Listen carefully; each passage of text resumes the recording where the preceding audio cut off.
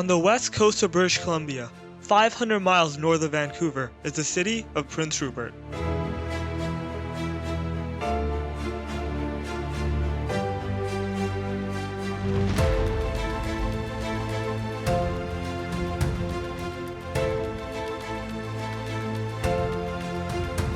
Hey guys, welcome to Prince Rupert, British Columbia, the gateway to the Pacific Northwest.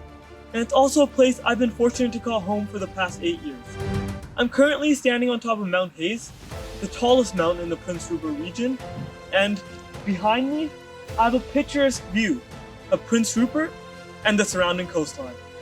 Mount Hayes is named after one of Prince Rupert's founders, Charles Melville Hayes, who was the president of the Grand Pacific Trunk Railway. In the early 1900s, under the direction of Charles Melville Hayes, the Grand Trunk Pacific Railway chose the North Coast as the terminus for its transcontinental railway. Amidst a stir of hope and expectation, Prince Rupert was incorporated in 1910 and named after Prince Rupert of the Rhine, governor of the Hudson's Bay Company. The first train arrived on April 9, 1914. Unfortunately, however, due to the Canadian economic downturn and to the eventual bankruptcy of the Grand Pacific Trunk Railway, Prince Rupert never achieved its full potential. Fishing became the town's main industry, and it became known as the halibut fishing capital of the world. Charles Hayes sadly perished aboard the Titanic in 1912. Today, a statue of Charles Hayes stands next to City Hall, and the mountain overlooking the city and a local high school have the distinction of being named after him. Although Prince Rupert was officially incorporated in 1910, human habitation of this region dates back almost 5,000 years. We're currently standing on the unceded traditional territory of the Great Tsimshian people. Tsimshian translates as people of the Skeena. Skeena is a river that leads into Prince Rupert. First Nations arts, culture, history, and traditions are a vital and essential part of the community today. The Museum of Northern British Columbia, which is just across the street from here, contains many depictions of First Nations arts and culture, and their vibrant history. Tragedy struck on September 1st, 1939. World War II had begun. World War II would be critical in shaping the future of Prince Rupert. During World War II, Prince Rupert became a strategic stronghold for American and Canadian troops. The influx of troops raised Prince Rupert's population to almost 21,000. The troops built infrastructure, the Skeena Highway, and many of the homes in the city. Some of the homes that you see behind me today were built by troops to house officers and soldiers during the war.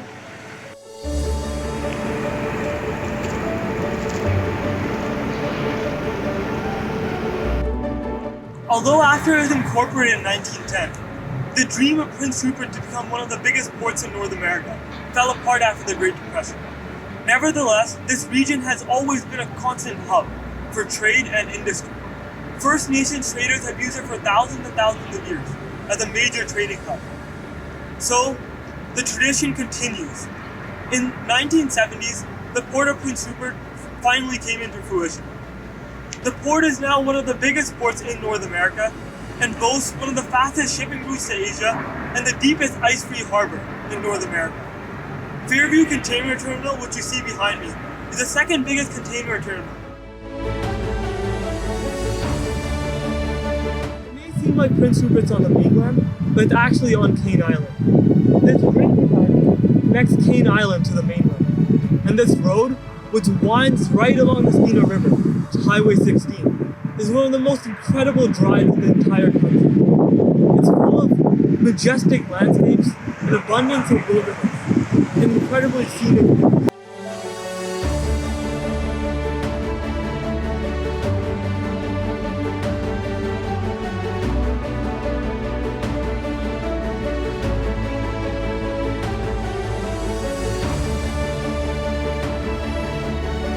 A short drive away from Prince Rupert, near the district of Port Edward, is the North Pacific Cannery.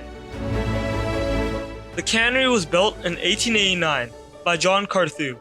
It's situated on a narrow strip of land between the mountains and the Inverness Passage. After nearly 100 years in operation, the cannery was closed in 1980. It is now designated a National Historic Site of Canada.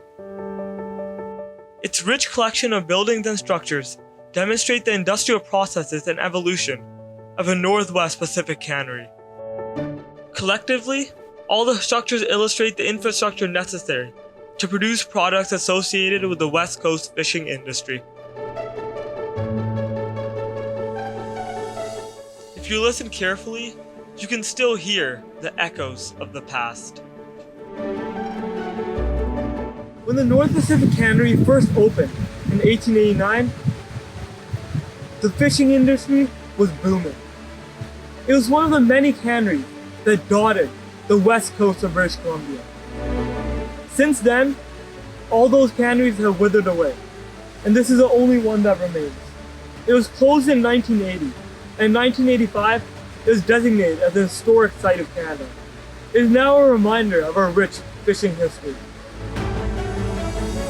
For millennia, the Tsimshian people have maintained a close relationship with the ocean, relying on it for food, transportation, and trade. This relationship continues in Prince Rupert today. Being an island port city, the ocean is at the very heart of everything we do in Prince Rupert. It's the core of our industry and our lifestyle. The waterfront's also arguably the best part of the city. Personally, this beautiful walkway that stretches almost the entire length of the city is my favorite part. Come with me and I'll take you for a tour.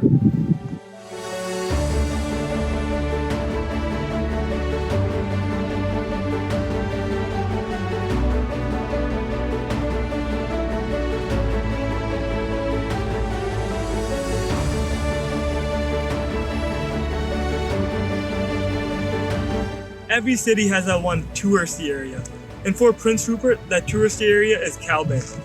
Cow Bay is home to all of Prince Rupert's fancy antique stores and many of its restaurants.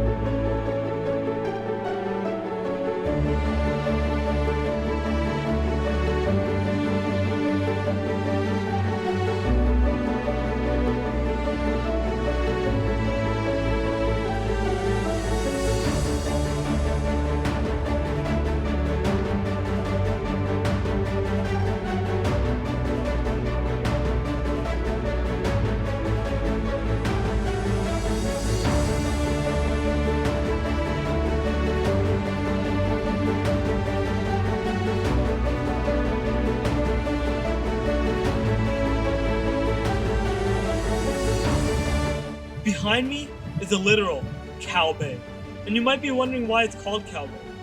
And no, it's not because the bay is shaped like a cow. The story is that a long time ago, before you were born, before the incorporation of the city, a Dutch dairy farmer was looking to set up a plantation right here. When he brought his cows in on a barge, he realized, sadly, that there was nowhere to dock. So in a desperate attempt to get his cows to the shore, he dropped them all into the bay and told them to swim. The legend is that not a single cow made it back to shore, and all of them drowned right here in the bay.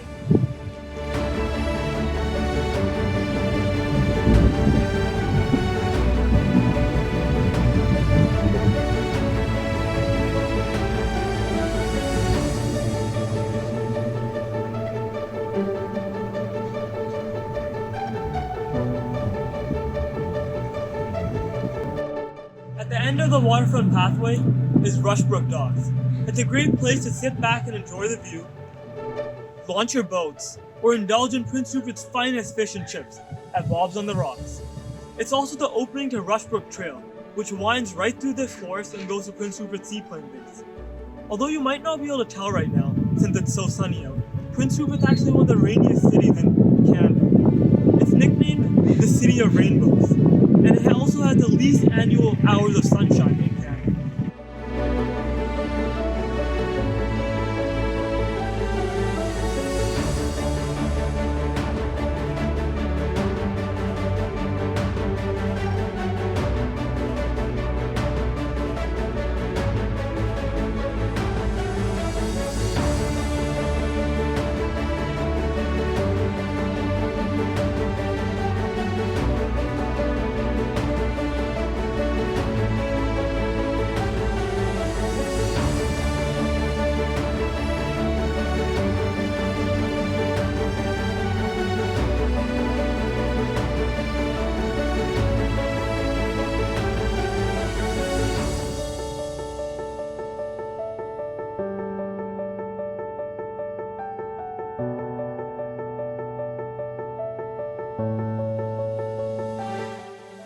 On a grassy bluff overlooking the harbor is Pacific Mariners Park.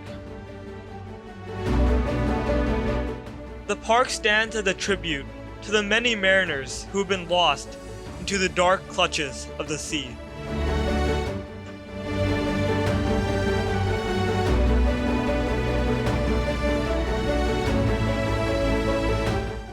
As we come to the end of our little tour, no day in Prince Rupert is complete without an iconic West Coast sunset at Rotary Waterfront Park.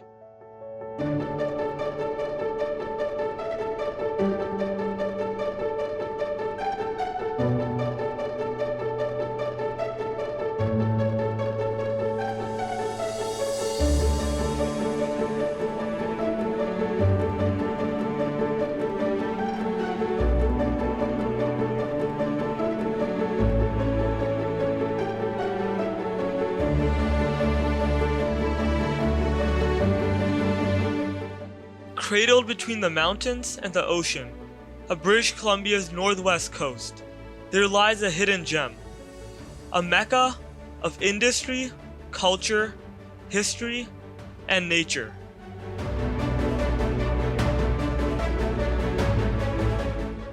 This is Prince Rupert.